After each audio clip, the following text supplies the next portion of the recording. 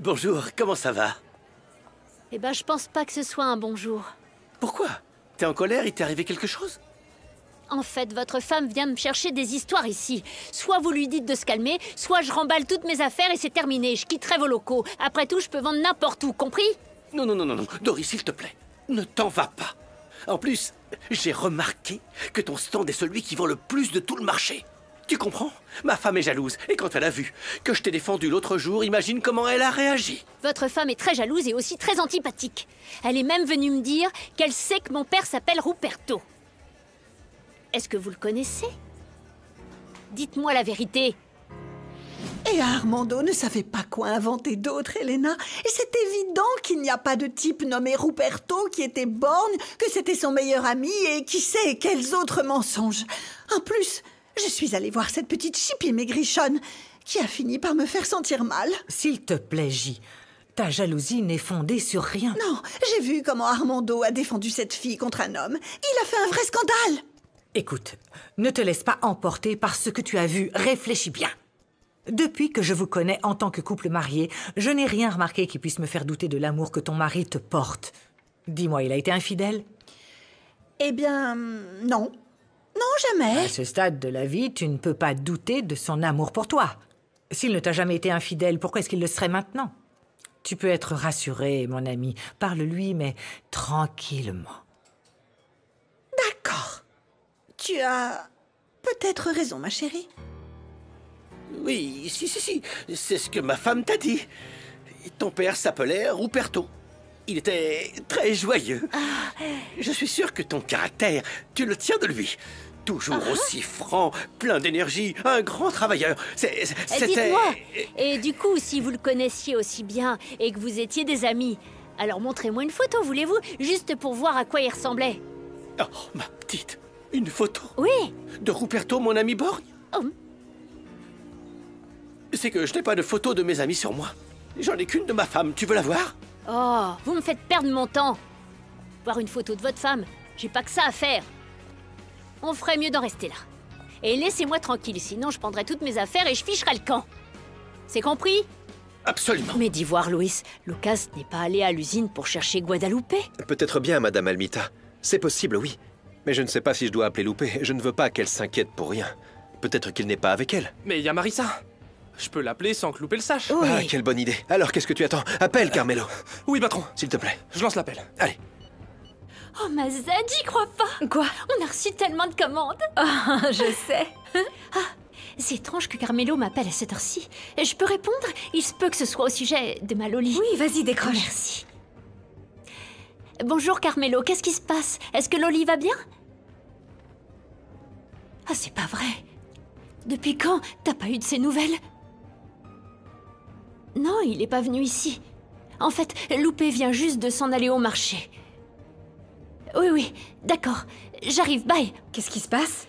Le fils de Loupé a encore disparu. Oh mon Dieu, c'est pas étonnant que j'ai eu un tel pressentiment. Je peux y aller pour la rejoindre, pour qu'elle se sente pas seule, au cas où il se passe quelque chose. Oui, bien sûr, oui, vas-y, ne t'inquiète pas. Avec un peu de chance, ce n'est rien de grave et tiens-moi au courant s'il y a du nouveau. Merci Angélie. Vas-y, Bye. dépêche-toi. Pauvre garçon. Lucas! Lucas! Ça va aller, on est là. Tiens bon. Pedrito. Pedrito. Courez le dire à Monsieur Guicho. Non, il faut pas inquiéter mes parents. Je suis... Lucas! Regardez, il y a du sang, on ferait mieux de prévenir Guicho. Allez, on y va. Thiago, mon frère Thiago. Mathilde. Mathilde, c'est toi? Non, Lucas, c'est moi. Ton frère Pedrito. Mathilde. Je t'aime. Tiens bon, frérot. Tiens bon. Je t'aime, Mathilde. D'un côté, j'ai récupéré la fille que j'ai attendue pendant 20 ans, et d'un autre côté, il y a Angélie.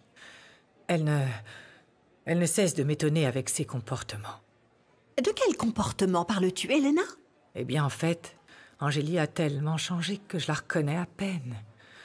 J'ai l'impression que ce n'est plus la fille que j'ai élevée. Et ça ne te vient pas à l'esprit que celle qui a changé, c'est peut-être toi? Pour l'amour de Dieu, Elena, ouvre les yeux avant qu'il ne soit trop tard et que tu ne finisses par perdre la fille qui apporte le plus au profit de celle qui... Ah, ma chérie, tu me pardonneras. Mais c'est un cas désespéré. Monsieur Pastrana, je ne peux pas vous donner de faux espoirs. La situation juridique de Madame Cristina Rivero Cuellar est extrêmement compliquée. C'est votre opinion, agente Coral.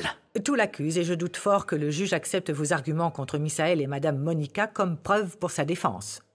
Ce ne sont que des on-dit et il n'y a aucun moyen de corroborer si ce qui a été dit est vrai ou non. La seule personne qui pourrait le faire, c'est justement la victime et elle est morte. Je suis vraiment désolée. Est-ce que tu parles ici de tuer tante Cristina, ta propre sœur? Pour l'amour de Dieu, Misaël, qui a parlé de tuer? Ce n'est pas nécessaire d'aller aussi loin. Il faudrait seulement qu'elle ait l'air moins attrayante aux yeux de ton père. Tu as un moyen de t'occuper de ça? Bruno est celui qui a les contacts, maman. Si tu veux, je lui demande de s'en occuper, mais... Parfait, Misaël. J'aime ça. Parfait. Si Adolfo prétend aimer Cristina à ce point, alors il ne verra pas d'inconvénient à le faire avec ma chère sœur défigurée. Elle a intérêt à prier pour espérer toujours lui plaire.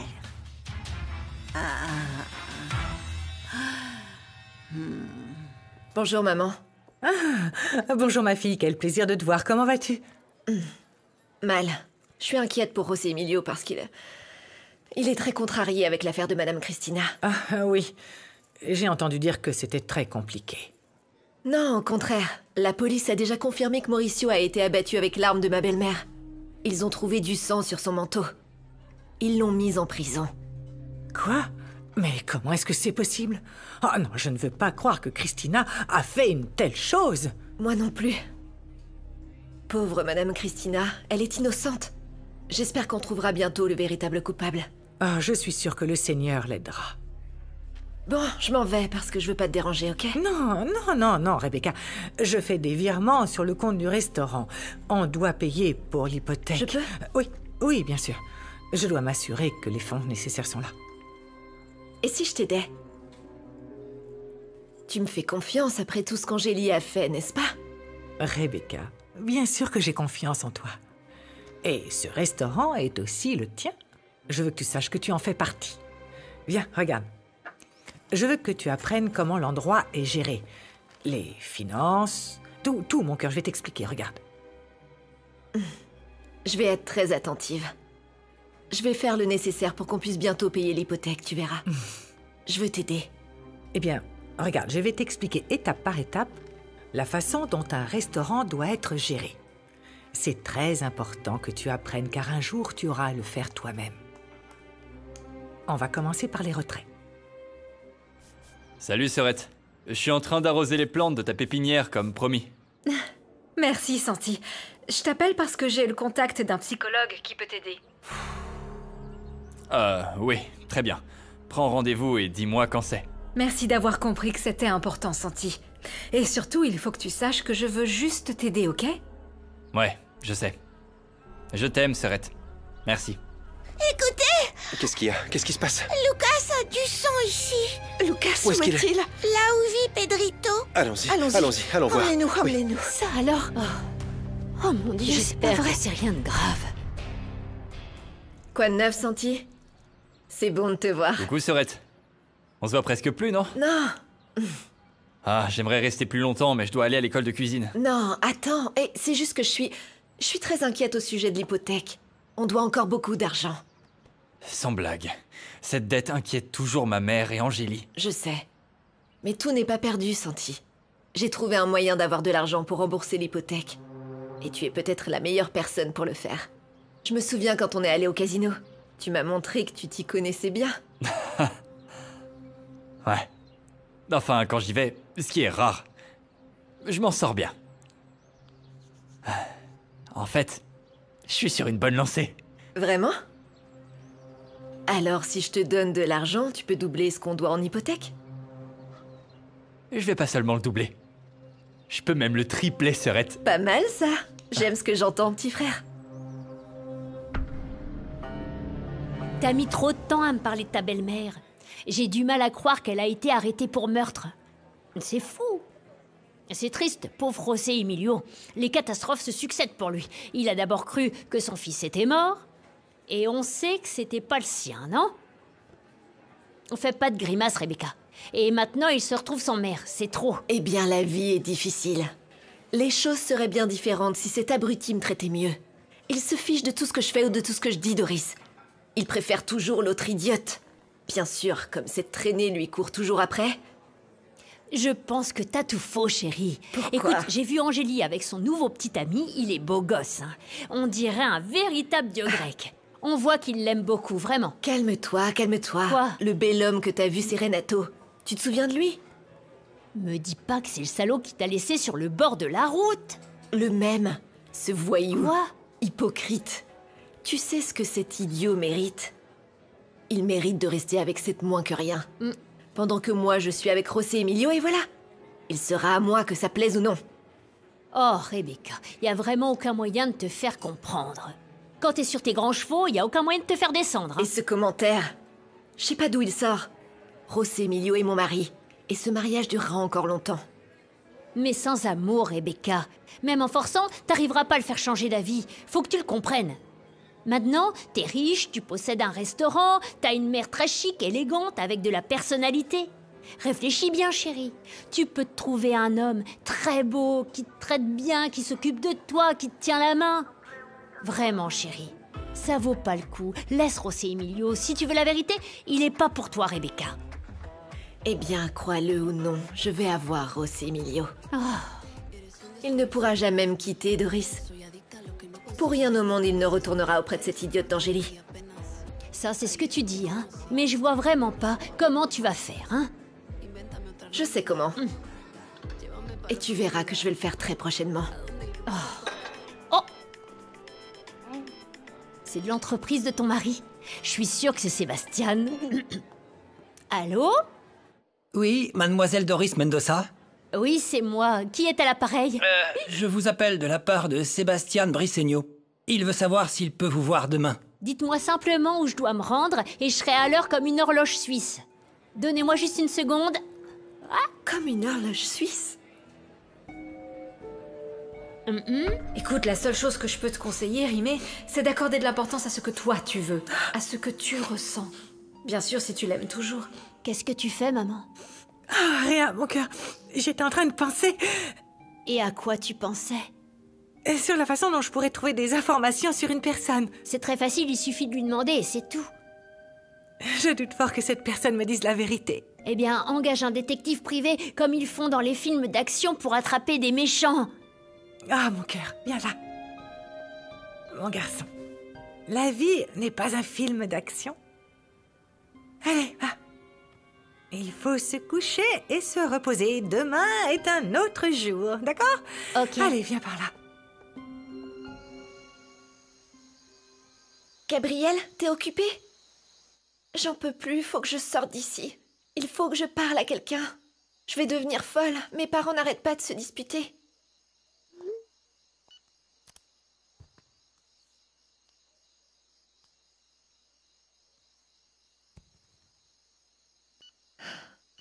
Le numéro que vous appelez n'est pas joignable pour le moment. Veuillez rappeler. Merci de m'avoir amené ici et d'être là. Oh, mon petit garçon, on sera toujours là pour veiller sur toi et pour te soutenir. Mais mon fils, tu ne nous as pas dit ce qui t'était arrivé. Qu'est-ce qui s'est passé? Qui t'a fait ça? Je peux pas vous le dire. Comment ça tu peux pas? Pourquoi? Je veux pas que vous soyez en danger aussi. Après tout ce qu'on a vécu ensemble, tu devrais savoir maintenant que l'unité de cette famille est sa force.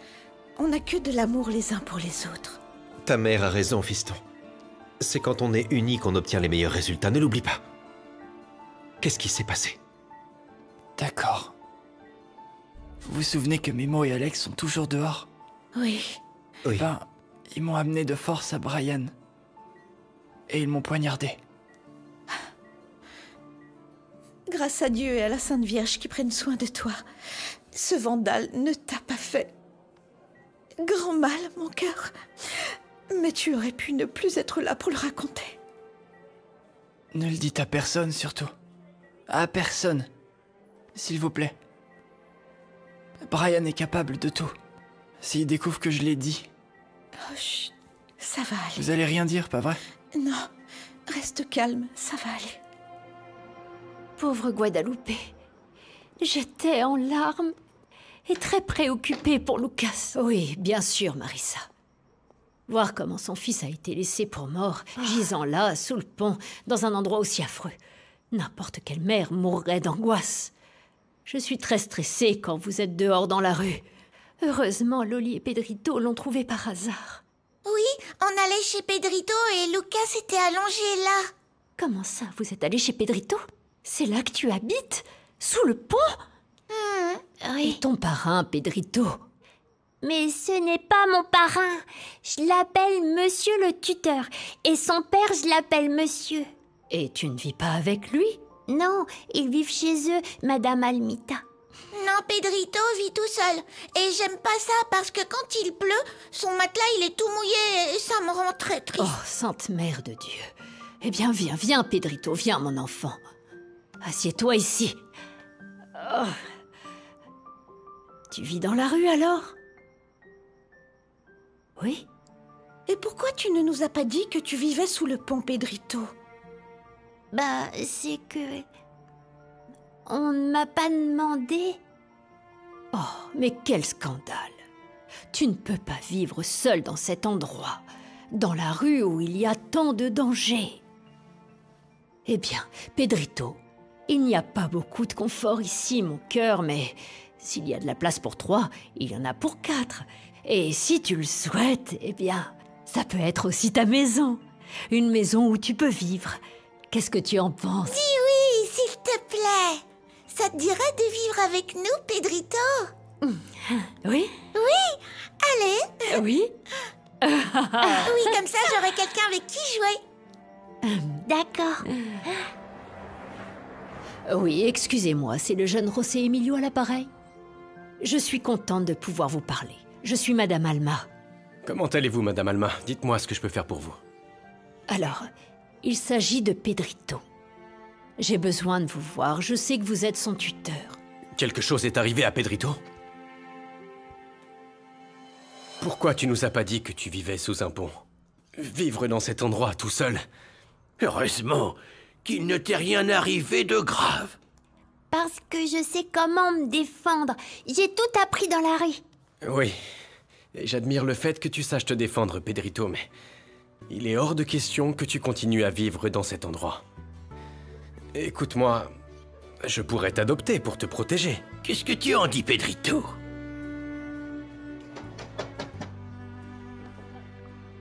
Et viens.